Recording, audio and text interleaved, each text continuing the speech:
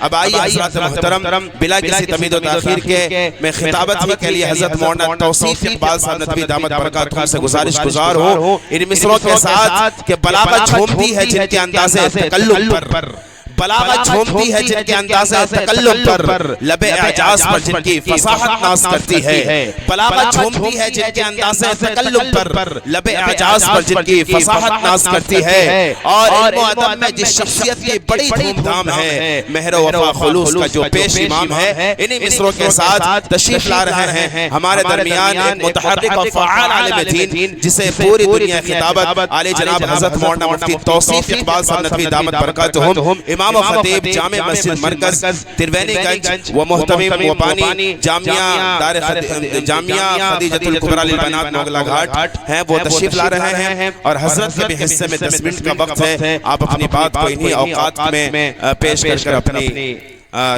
رخصتی کی اجازت لے لیں۔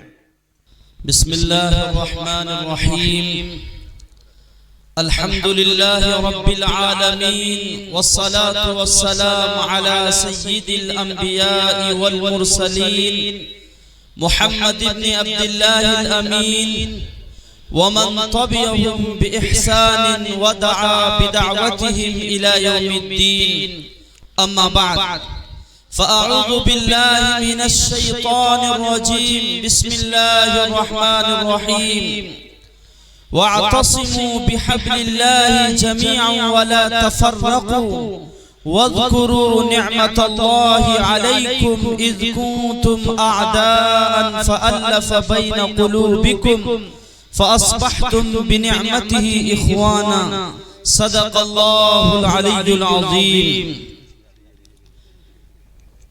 کی محمد سے وفا تو نے تو ہم تیرے ہیں، کی محمد سے وفا تو نے تو ہم تیرے ہیں، یہ دنیا چیز ہے کیا لوح و قلم تیرے ہیں۔ وہ معزز تھے زمانے میں مسلمان ہو کر، وہ معزز تھے زمانے میں مسلمان ہو کر، اور ہم خار ہوئے تارک قرآن ہو کر۔ حضرات علماء کرام اور معزز سامعین کرام، اللہ کا شکر ہے کہ اللہ نے ہم سب کو اس دجالی اور فتنے کے دور میں دین کی بات سننے اور سنانے کا موقع فراہم کیا۔ حضرات ہمارے درمیان اکابر علماء تشریف ہیں، خاص طور پر استاد الاساتذہ حضرت مولانا جمیل احمد صاحب مظاہری، اللہ ان کے عمر میں برکت عطا فرمائے، انہیں صحت و عافیت کے ساتھ رکھے، آمین۔ پیرانہ سالی کے باوجود حافظ ظفر اقبال کے دعوت پر وہ تشریف لائے۔ حضرت کے شایان شان نہیں ہے کہ اس چھوٹے جلسے میں تشریف لائیں، لیکن اس جلسے کی نسبت قرآن کریم سے جڑی ہوئی ہے اور اللہ کے نبی کی سیرت سے جڑی ہوئی ہے، اسی بنا پر حضرت یہاں تشریف لائیں۔ حضرات گرامی، قرآن کریم اس کے کیا پڑھنے کے فضائل ہیں، پوری تفصیل کے ساتھ حضرت مولانا سرفراز صاحب رحمانی نے بتایا۔ قرآن ہی وہ کتاب ہے جس پر عمل کر کے عرب کے بدو اونٹ کے چرانے والے ایک دن ایسا آیا، حضور کی صحبت سے انہوں نے اتنا فائدہ اٹھایا کہ متمدن دنیا کیا ہوتی ہے، تہذیب اور ثقافت کیا ہوتا ہے، اس کے باوجود انہوں نے ایسی حکومت کی، شان و شوکت کے ساتھ حکومت کی کہ شاہان عجم کے پیروں میں ان کے تصور سے لڑکراہٹ آ جایا کرتا تھا۔ حضرات قرآن کریم کی برکت سے صحابہ کرام نے وہ مقام پایا جس کے بدولت ان کی محنت سے ہم اور آپ مسلمان ہیں۔ جو نہ تھے خود راہ پر اوروں کے ہادی بن گئے، کیا نظر نظر تھی جس نے مردوں کو مسیحا کر دیا. خود بے جان تھے، تہذیب و تمدن سے خالی تھے، لیکن قرآن کو اپنایا، قرآن کو سینے سے لگایا، اس کی ترویج کی، اشاعت کی، اس کو پھیلانے میں اپنی بیویوں کو، بیوہ بچوں کو یتیم کر دیا، جس کی وجہ سے آج ہم مسلمان ہیں. حضرات وہی قرآن ہمارے ساتھ ہے اور کامیابی کا فارمولہ قرآن کریم کے ساتھ. لیکن قرآن کریم کے تعلیم کے ساتھ ہم نے جو رویہ اختیار کر رکھا ہے، یاد رکھیے یہ رویہ کل قیامت کے دن ہمیں کہیں جہنم کا دروازہ ہمارے لیے نہ کھولتے. آج ہم انگلش اور ہندی کی تعلیم میں سرگرم نظر آتے ہیں، ان کے پڑھنے والے بچوں کی حوصلہ افزائی کرتے ہیں اور انہیں اچھی تنخواہ بھی دی جاتی ہے، ان کے ٹیوشن پڑھانے والے کی فیس بھی اچھی ہوتی ہے. لیکن جہاں بات قرآن کی آتی ہے تو ہم سوچتے ہیں، ہمارا تصور یہ ہے کہ قرآن کریم کی تعلیم گھسے پٹے انداز میں، وہی چٹائی جو پرانے انداز کا ہو اسی انداز میں ہونا چاہیے. حضرات گرامی، یہ قرآن کے ساتھ ناانصافی ہے. قرآن جو آپ کو عزت دینے والا ہے. ہم کب کامیاب تھے؟ مسلمان کب کامیاب تھے؟ کیا سائنس اور ٹیکنالوجی کے دور میں؟ نہیں، بلکہ قرآن کریم کے اوپر جب صحیح طور پر عمل کرنے والے تھے تبھی کامیاب تھے، کامران تھے. حضرات گرامی، قرآن کریم ایسا نہیں ہے کہ ہمیں یہ کہتا ہے کہ صرف دینی تعلیم حاصل کرو. قرآن تو ہمیں وہ چیز بخشتا ہے، وہ ذرائع عطا کرتا ہے جس سے ہم اللہ کی ترجمانی کر سکیں، اللہ کی حکومت اور سیادت کو قائم اور دائم کر سکیں. اللہ نے مسلمانوں کے لیے کامیابی کا فارمولہ بتایا، وَاعْتَصِمُوا بِحَبْلِ اللَّهِ جَمِيعًا وَلَا تَفَرَّقُوا. اے لوگو، اللہ کی رسی کو مضبوطی سے تھامے رکھو. یہ قرآن کریم کی آیت ہے، یہ اللہ کی کتاب کی آیت ہے، یہ مسلمان جسے مانتے ہیں اس کتاب کی آیت ہے، یہ لازوال کتاب کی آیت ہے. لیکن افسوس کے ساتھ یہ کہنا پڑ رہا ہے کہ جتنا تفرقہ، جتنا شیرازہ بندی، پارٹی بندی، گٹ بندی مسلمانوں میں پائی جاتی ہے، دنیا کے کسی قوم میں نہیں پائی جاتی. آبرو باقی تیری ملت کی جمعیت سے تھی، جب یہ جمعیت گئی دنیا میں رسوا ہوا. آج ہم رسوا ہو رہے ہیں، ہماری بدنامی ہو رہی ہے، کیونکہ اتحاد و اتفاق جیسی لازوال دولت ہمارے پاس نہیں ہے، ہم اسے کھو چکے. حضرات قرآن کریم کے مراکز جہاں قرآن کریم کو پڑھایا جاتا ہے، جہاں اس کی اشاعت ہوتی ہے، سکھایا جاتا ہے، یہ اللہ کی بہت بڑی نعمت ہے. مدارس اسلامیہ، مکاتب دینیہ، یہ اللہ کی طرف سے لازوال تحفہ ہے، بہت بڑی نعمت ہے. اللہ کی نعمت ہم پر اتنی ہے، وَإِن تَعُدُّوا نِعْمَةَ اللَّهِ لَا تُحْصُوهَا.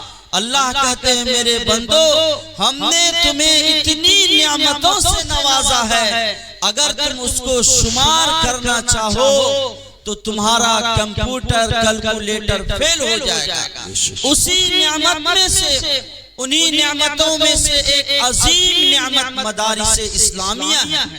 یہ ایسی جگہ ہے جہاں گھٹا ٹوپ اندھیرے میں علم کی روشنی سے چراغ کے مانند اجالا ہوتا ہے. یہاں اللہ کے رسول صلی اللہ علیہ وسلم کی حدیث پڑھائی جاتی ہے، العلم نور، کہ علم روشنی ہے. یہاں علم کو فروغ دیا جاتا ہے، اس کی اشاعت کی جاتی ہے، اللہ کے رسول صلی اللہ علیہ وسلم کی زندگی کو یہاں پر بیان کیا جاتا ہے. اور ہماری کامیابی، ہمارا آئیڈیل کسی دنیاوی کامیاب انسان کی زندگی میں نہیں ہے، بلکہ اللہ نے صاف فرما دیا کہ لوگو، تمہارے لیے اسوہ اور آئیڈیل رسول اللہ صلی اللہ علیہ وسلم کی زندگی میں ہے۔ لَقَدْ كَانَ لَكُمْ فِي رَسُولِ اللَّهِ أُسْوَةٌ حَسَنَةٌ۔ حضرات گرامی، سیرت کیا ہے، سنت کیا ہے، اس سے ہمارا معاشرہ دھیرے دھیرے دور ہوتا جا رہا ہے۔ آج مدارس کا معاملہ ہو، مکاتب کا معاملہ ہو، اس میں لوگ کافی حساس نظر آتے ہیں۔ غیر شعور اتنا ہے اس میں جتنا نہیں ہونا چاہیے۔ آج دیکھیے جہاں پر کوئی دینی تعلیم کے فروغ کے لیے کچھ سوچتا ہے، ہمیں چاہیے کہ اس کا سپورٹ کرے، کیونکہ وہ قرآن کی اشاعت کر رہا ہے، قرآن کے پیغام کو عام کر رہا ہے۔ یہ نیکی کا کام ہے، یہ تقوی کا کام ہے۔ اللہ نے فرمایا مل جل کر اس کا ساتھ دو۔ تعاونوا علی البر والتقوی ولا تعاونوا علی الاسم والعدوان۔ لیکن ہماری حالت یہ ہو گئی ہے جہاں نیکی کا کام ہو، تقوی کا کام ہو، بھلائی کا کام ہو، انسانیت کے کام آنے کا کام ہو، وہاں ہم ایک دوسرے کا پیر کھینچنے کی کوشش کرتے ہیں۔ لیکن ولا تعاونوا علی الاسم والعدوان، لیکن جہاں بات آتی ہے اللہ جہاں کہتے ہیں سپورٹ نہیں کرو، مثال کے طور پر آج کسی کے خلاف کیس کرنا ہے تو بہت سارے لوگ سپورٹ کرنے چلے جاتے ہیں۔ ارے میرے محترم، ہے یہ معاشرے کی حقیقت، آپ اسے مانیں یا نہ مانیں، لیکن آپ کا دل ضرور گواہ دے رہا ہوگا کہ ہمارا معاشرہ کچھ اسی طرح ہو گیا۔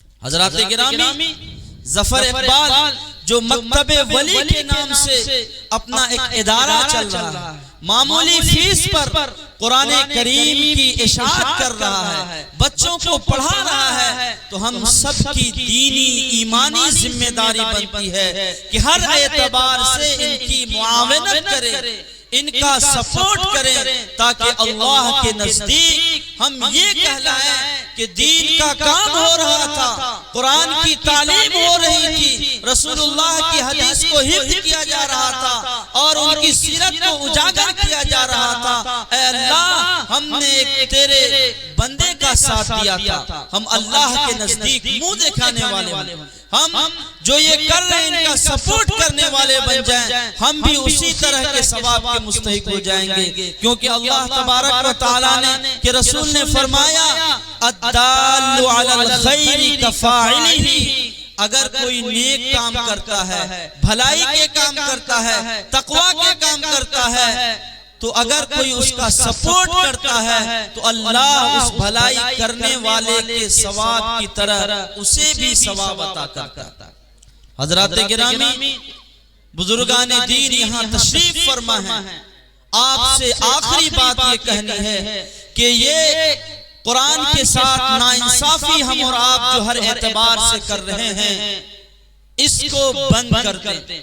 مثال کے طور پر آج ہم ہر ممکن کوشش کرتے ہیں کہ امام کے اندر بہت ساری صفات ہونی چاہیے، ہمارا امام ابو بکر صدیق جیسا ہونا چاہیے۔